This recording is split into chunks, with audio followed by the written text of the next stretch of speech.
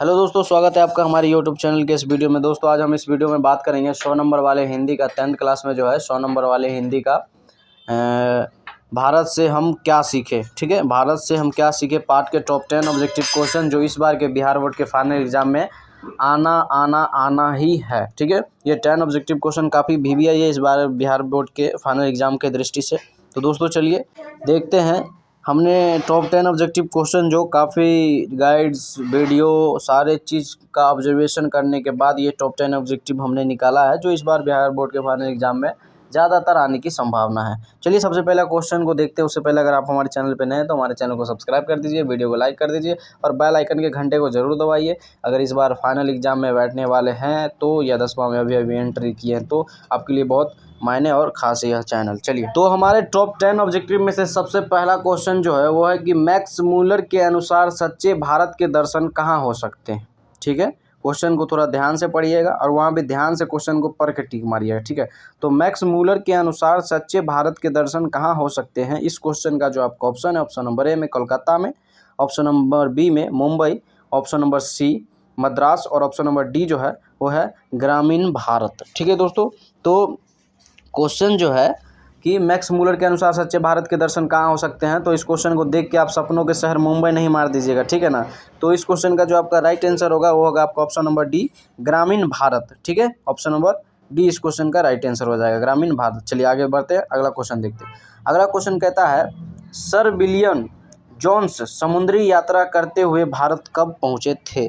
ठीक है, क्वेश्चन जो है कि सर विलियम जोन्स समुद्री यात्रा करते हुए भारत कब पहुँचे थे, तो इस क्वेश्चन का जो आपका ऑप्शन है, ऑप्शन नंबर ए में 1823 ईस्वी में, ऑप्शन नंबर बी में 1783 ईस्वी में और ऑप्शन नंबर सी में 1900 ईस्वी में और ऑप्शन नंबर डी जो है वो है आपका 1794 ईस्वी में। ठीक है ना, तो क्वेश्चन जो है कि सर विलियम जोन्स समुद्री यात्रा करते हुए भारत कब पहुंचे थे, तो इस क्वेश्चन का जो आपका राइट आंसर हो जाएगा वो है आपका ऑप्शन नंबर बी 1783 ईस्वी में। ठीक है, 1783 इस क्वेश्चन का राइट आंसर हो जाएगा। चलिए आगे बढ़ते हैं, अगला क्वेश्चन देखते हैं। तो अगला क्वेश्चन है हितोपदेश। ठीक है, हितोपदेश का जर्मन भाषा में अनुवाद किसने प्रकाशित करवाया।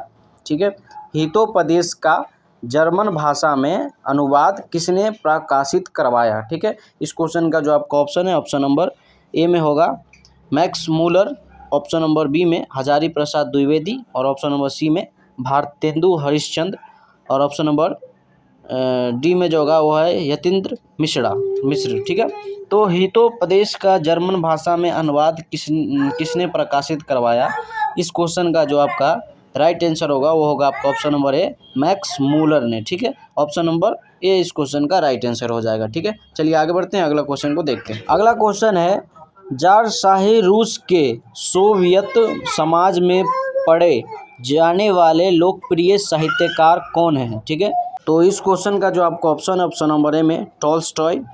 ठीक है, ऑप्शन नंबर बी में ओलिवर, ऑप्शन नंबर सी में थॉमस हार्डी और ऑप्शन नंबर डी जो है वो है वाल्टर स्कॉट में। ठीक है, स्कॉट। तो ज़ारशाही रूस के सोवियत समाज में पढ़े जाने वाले लोकप्रिय साहित्यकार कौन है, तो इस क्वेश्चन का जो आपका राइट आंसर होगा वो होगा आपका ऑप्शन नंबर ए टॉल्स्टॉय। ठीक है, ऑप्शन नंबर ए टॉल्स्टॉय इस क्वेश्चन का राइट आंसर होगा। चलिए आगे देखो, क्वेश्चन है मैक्स मूलर को किसने वेदांतियों का वेदांती कहा।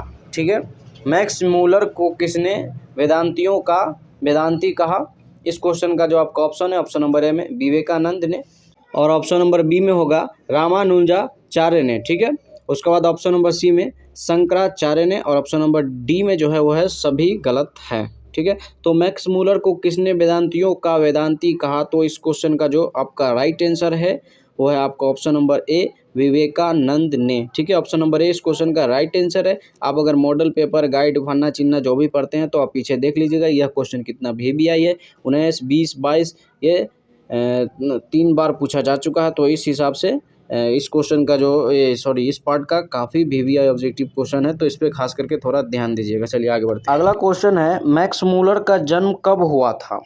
ठीक है, मैक्स मूलर का जन्म कब हुआ था, ऑप्शन नंबर ए में 1823 में ईस्वी में, ऑप्शन नंबर बी में 1824 ईस्वी में, और ऑप्शन नंबर सी में 1825 ईस्वी में, और ऑप्शन नंबर डी जो है वो है आपका 1826 ईस्वी में। ठीक है, तो मैक्स मूलर का जन्म कब हुआ था, इस क्वेश्चन का जो आपका राइट आंसर होगा वो है आपका ऑप्शन नंबर ए 1823 ईस्वी में। ठीक है, 1823 ईस्वी इस क्वेश्चन का राइट आंसर हो जाएगा। दोस्तों अभी तक आप हमारे चैनल को सब्सक्राइब नहीं किए तो प्लीज़ दोस्तों यहाँ तक पहुँच गया, आधा वीडियो देख लिया, इसके लिए थैंक यू।